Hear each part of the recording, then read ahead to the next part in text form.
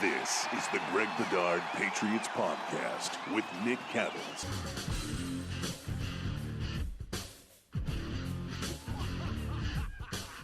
Everybody, it's the Greg Bedard Patriots Podcast, talking about Patriots practice number 3. We are brought to you by Athletic Greens, which AG1 has 75 high-quality vitamins, minerals, whole food-sourced ingredients, probiotics, and adaptogens, all in one little convenient package. So today is Friday. Patriots had their third practice. I will say that it was somewhat dialed back, seemed a little shorter, and also a lot less competitive. It was like they did the bulk of their red zone work the first day, added a few more, and kind of went over a few things today. It was, again, red zone heavy. Overall, my main takeaways from this, I thought that the offense was uneven. They had 3 turnovers today, 3 interceptions. Mac Jones had his first. It was a miscommunication with Jacoby Myers. He went out. Jones read it in, went right to Jalen Mills.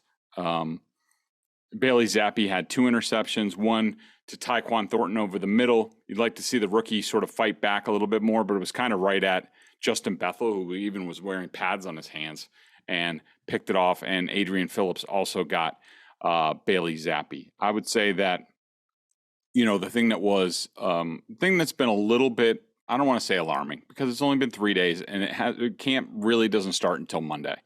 And we kind of went over this last year with, people read into the first 4 days about the QB competition. And I was telling people the competition hasn't started yet. And I turned out to be right. And same sort of thing this year, a little bit concerning because this also goes back to the offseason. But pretty much you can book it now. When it's 7-on-7, the offense does really well. And you see all these great numbers for Mac Jones and the quarterbacks. And then once they go to 11-on-11s with a pass rush that can't touch the quarterback, they all of a sudden struggle. I had, in the final period, the offense total between Jones and Zappi. They were 3 of 10 with 3 sacks and an interception. Now, some of the sack plays, other people might call those completions, and maybe they were. I'm just, I'm far away. I'm looking on my binoculars. I'm making my best guess. I thought I had, what did I have for sacks on those plays? I had Carl Davis, Ronnie Perkins, and Matthew Judon for sacks on those. Another highlight for this was that we saw a couple youngsters get an opportunity with the first team.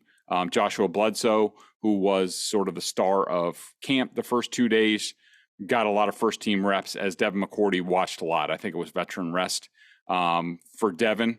And, today Bledsoe didn't stand out one way or the other. He didn't look lost. And the other kid was Marcus Jones. The rookie got first team slot reps instead of Sean Wade today. Again, same sort of thing. Didn't really pop a whole lot, but certainly didn't look poorly. Dietrich Wise was out again. Brian Hoyer was out. Pierre Strong was back in the mix a little bit more. Andrews and Jake Bailey seemed to be back to practice. Andrews didn't do a whole lot. For the practice, just the 11-on-11s, I had Mac Jones 2 of 7 with 3 sacks and an interception. I had Bailey Zappi 3 of 6 with an interception. Devon Gotchow had a nice pass breakup. I had Kendrick Bourne for a drop. I mean, he was diving. It was contested, but it's a play he probably thought he should have had. To me, this was another back-to-back strong days for the tight ends who were invisible day 1, but I thought Jonnu Smith had his best day of camp. Had a nice twisting, leaping catch on a Mac Jones pass over Kyle Duggar. Hunter Henry had another touchdown. They seem to be doing a good job. A lot of this red zone work, what's interesting is that, we've talked about Jonnu Smith being the H-back and things like that. They haven't really gotten into that in the red zone. They've been pretty spread out, really normal stuff. And also, through the first 3 days, all the talk about the Kyle Shanahan offense, bupkis. I mean, it's the Patriots passing offense. We thought that might happen. We talked about that the Shanahan offense is more of a ground-based attack, short passing game, first couple downs. They're not there right now. One thing that has been concerning to me so far is Kyle Duggar. Basically every practice, especially when the tight ends do a good job, he's kind of getting He's kind of struggling. He gives up a lot of touchdowns, a lot of catches. If the longer the play goes, the more he gets lost, and guys are able to make plays against him. It's early. I'm not overly concerned. He's a good player. I don't know how much of a great coverage player he is. I've always viewed Duggar as, sort of like who's the guy who used to be out in Seattle, or he's in Seattle. But it used to be with the Jets. You guys know who I'm talking about. Where, he's more of a linebacker, blitz, run support type of guy than he is, hey, let's match him up against somebody. He's done that in the past. He certainly had interceptions. He's had his moments in coverage. I just don't think that's his forte. Let's see. Anything else stand out today? Strong, saw him catch a ball out of the backfield. Harris and Ramondre Stevenson have been doing a lot of that. J.J. Taylor has done a little bit of it, but looks like he's missing his chance now that Strong's getting back in the mix, to do that. But first, let me tell you about Athletic Greens. If you guys listen to this, our next partner has a product I literally use every day, and I do. I just earlier, I got my AG1 on. Put powder into 12 ounces of water, shake it up. It's ready to go. It tastes really good. It looks like it's not, but it does. I started taking it because I saw one of the Packers I used to cover asking about athletic supplements. Asked people on Twitter, hey, what's the one athletic supplement you wish you would have used earlier? And I can't tell you how many people said Athletic Greens. And I was like, what the heck is Athletic Greens? And I looked it up, and the reviews are amazing. And I was like, all right, I'm in. And it tastes really good. It has like a minty taste when you finish it off. And, I find it great. Like, I could tell my intestines feel a lot cleaner, energy, focus, all that stuff. You guys probably hear me now on the podcast and on the videos and stuff like that. Like, this isn't, old Bedard where, kind of floundering for stuff. I'm actually somewhat on the ball, and I got to give AG1 credit. I've been on 3 weeks now, every single day, and I love it. It's part of my routine now. It's tremendous. It's lifestyle friendly, especially with my diet and stuff like that. With keto, paleo, vegan, dairy free, gluten free, contains less than 1 gram of sugar. That's huge for the way I'm taking care of my body now. It costs less than $3 a day. You're investing in your health, and it's cheaper than your cold brew habit. It's cheaper than getting all the different supplements yourself. It's all in there. That's what I love about it. I don't have to worry about, do I need to buy this bottle, that bottle? No, it's all in there. Just in this little drink that you do every morning on an empty stomach. It's great. Has over 7,000 5-star reviews.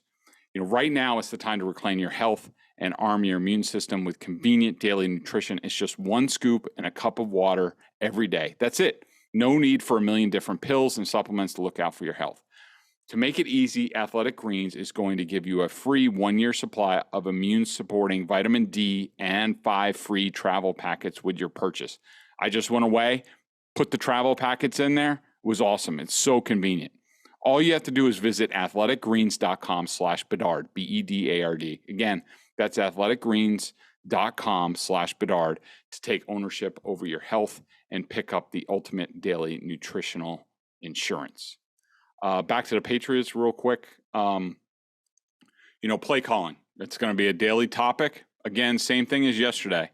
Matt Patricia for much of it on the walkie-talkie, and then all of a sudden about the last half hour of practice, it's all Bill Belichick. He's got the play card in front of him. Matt comes over to him. He gets in his ear. He goes and runs the play. So we don't know what to make of that right now. Definitely interesting. But I think that if I had to guess right now, and of course I'll be wrong because it's day 3 and who knows what's going to happen. But with the responsibilities that these guys have with their respective positions, I think that Matt Patricia is the guy to coordinate the game plan. He's putting the game plan together. Every assistant coach has a different function in the game plan. That's never changed. It's the same thing here. It is a collaboration. Patricia's going to put it all together, probably script the first 10 to 15 plays, But I think at the end of the day, I think Belichick, at least to start the season, I think he's going to call the plays. I could be completely wrong on this. It's too important. Somebody needs to be with the offensive lineman after every series talking about, hey, how's the spacing? What kind of pressures are they bringing? How are we going to deal with this? What are they setting up for later? That's very tough for a play caller. I would call it almost impossible for a play caller to do. So unless they think that Billy Yates is going to do that, and maybe they do, I don't know. To me, somebody else has to call the plays. Could be Joe Judge. I'd rather not leave that to him. I'd rather have Belichick do it, but that's sort of where we are after day 3. It'll be changing on a daily basis. Thanks for tuning in, everybody. Make sure if you want your fill first. And also I'll be setting up some sort of Q&A probably for Monday, maybe Sunday night. First one of training camp. If you have burning questions, the best place to get them, not on Twitter, become a member at bostonsportsjournal.com. I have at least once a week a chat with members. I answer all the questions. I don't care how many they are. I don't care how idiotic they are. Love you guys. There aren't any dumb questions, and I answer all of them. And so if there's something pressing on your mind, become a member at bostonsportsjournal.com. Leave me a question in the comments when I post my Q&A, and we'll hit it. Thanks for listening. Not sure I'll be back on Saturday to do one. Going to be a little bit pressed for time. We'll have to see. But we'll certainly be back after Monday's first padded practice because there's going to be a lot to do. All right. Thanks, everybody.